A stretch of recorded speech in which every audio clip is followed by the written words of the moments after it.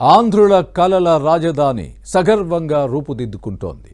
CM Chandrababu సంకల్పంతో అమరావతి కొత్త సొబగులద్దుకుంటోంది. కూటమి సర్కారు పాలనతో పచ్చదనాన్ని రంగరించుకుంది.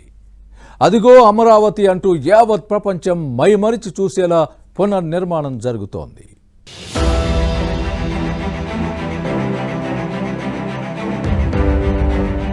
జగన్ హయాంలో అమరావతి ఒక ఎడారిలా మారింది. కానీ చంద్రబాబు నేతృత్వంలోని కూటమి ప్రభుత్వం ఏర్పాటుతో అమరావతి కొత్త కళ సంతరించుకుంది. కొత్త ఆశలతో ఊపిరి పోసుకున్న ఆంధ్రుల కలల రాజధాని ఇప్పుడు సాకారం దిశగా వడివడిగా అడుగులు వేస్తోంది.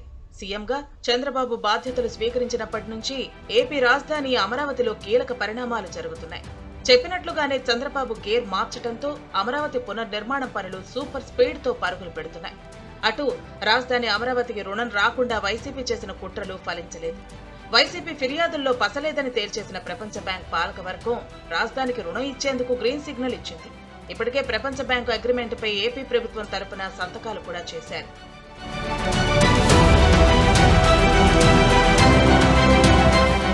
కూటమి ప్రభుత్వం అధికారంలోకి వచ్చిన వెంటనే రాజధాని అమరావతిలో పెరిగిపోయిన కంపను తొలగించడంతో పాటు కేంద్ర ప్రభుత్వ జోక్యంతో రుణాన్ని కూడా సమకూర్చుకుంది.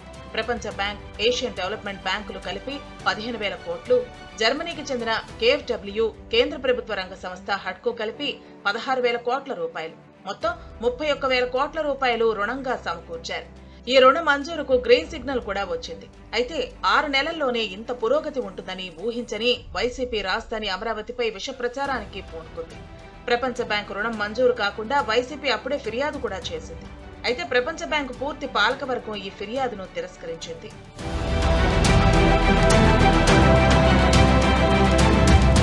ప్రపంచ బ్యాంక్ అధ్యక్షుడితో పాటు బ్యాంకు పాలకవర్గంలోని డైరెక్టర్లకు, ఆ బ్యాంకులో అత్యధిక భాగస్వామ్యం ఉన్న అమెరికాలోని సంబంధిత శాఖకు కొందరు వైసీపీ నేతలు ఫిర్యాదులు చేశారు.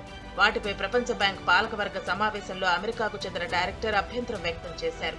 వైసీపీ నేతలు స్వయంగా చేసిన మరికొంతమందితో చేయించిన ఫిర్యాదుల్లో 3 అంశాలను ప్రధానంగా బ్యాంకు పాలకవర్గ సమావేశంలో చర్చించారు.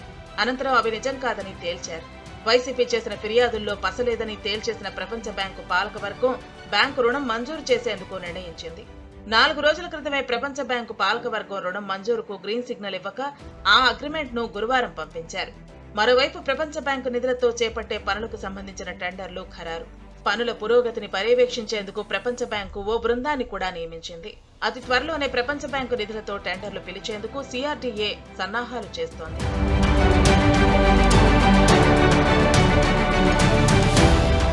రాజధాని అమరావతి సెల్ఫ్ ఫైనాన్స్ సిటీ అని మొదటి నుంచి ప్రభుత్వం చెబుతూనే వస్తోంది.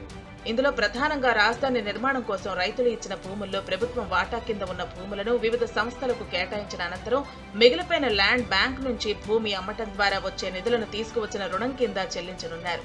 ఈ రుణం తీర్చడంతో పాటు భవిష్యత్తులో రాజధాని అమరావతి నిర్మాణం కోసం ఈ నిధులను కూడా వినియోగించనున్నారు. వైసీపీ ఎన్ని అభండాలు వేసినా 3 సంవత్సరాల్లో రాజధాని నిర్మాణాన్ని పూర్తి చేస్తామని మంత్రి నారాయణ వివరించారు. అనుకున్న ప్రకారం అమరావతి రాజధాని 3 సంవత్సరాల్లో కంప్లీట్ చేస్తాం. ఏదైతే ప్రతిష్టాత్మకంగా పేదల నిరుపేదల కోసం ప్రతి మహిళ తన భర్తతో పిల్లలతో ఆనందంగా ఉండేలా కట్టమని ముఖ్యమంత్రి గారు చెప్పారో అలాంటి టిట్కో ఇళ్లని గత ప్రభుత్వం ఏదైతే ఆపేసిందో దాన్ని మళ్ళా స్టార్ట్ చేస్తున్నా ఖచ్చితంగా కంప్లీట్ చేస్తాం. అటు అమరావతి ఆర్థికంగా నిలదొక్కుని రాష్ట్రాభివృద్ధిలో భాగస్వామి అయ్యేలా కూటమి సర్కార్ ప్రణాళికలను సిద్ధం చేస్తోంది. రాజధాని నిర్మాణానికి రుణం ఇస్తున్న ప్రపంచ బ్యాంకు కూడా అమరావతిలో ప్రైవేట్ పెట్టుబడులకు ప్రోత్సాహకంగా ఉండాలని నిర్దేశించింది. అందులో భాగంగానే అమరావతి రాజధాని రాష్ట్రంలో అత్యున్నతమైన ఆర్థికాభివృద్ధిని సాధించడానికి వీలుగా ప్రైవేట్ పెట్టుబడులను ఆహ్వానించేలా ప్రాజెక్ట్ మేనేజ్మెంట్ కన్సల్టెన్సీని నియమించాలని నిర్ణయించింది. PGMC నేతృత్వంలో అమరావతిలో ప్రైవేట్ పెట్టుబడుల ఆకర్షణ ప్రయత్నాలు జరుగుతున్నాయి. ఇక ఏపీ అభివృద్ధికి స్థూల విలువను చేర్చడంలో ప్రస్తుతం విశాఖపట్నం మొదటి స్థానంలో ఉంది. సర్వీస్ సెక్టార్, ఇండస్ట్రియల్ సెక్టార్లో తిరుగులేని స్థానంలో ఉంది. ఆ తర్వాత 2, 3వ స్థానాల్లో NTR, కృష్ణా జిల్లాలు ఉన్నాయి. దీంతో అమరావతి నగరాన్ని కూడా ప్రధానమైన ఆర్థిక కేంద్రంగా తీర్చిదిద్దాలనే లక్ష్యంతో CRDA అడుగులు వేస్తోంది.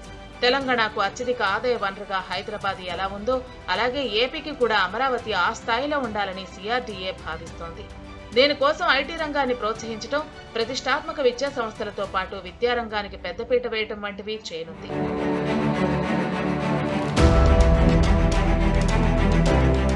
మొత్తం మీద అమరావతికి ఇప్పుడు మహర్దశ నడుస్తోంది.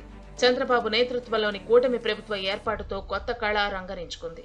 రైల్వే ప్రాజెక్ట్, డ్రోన్స్ హబ్, మౌలిక సదుపాయాలు, పెట్టుబడుల వెల్లువ. మరోవైపు జనవరి నుంచి మొదలు కానున్న రాజధాని పనులు. అమరావతి ఇప్పుడు పచ్చగా ఉంది, కళకళ్లాడుతూ మెరిసిపోతోంది.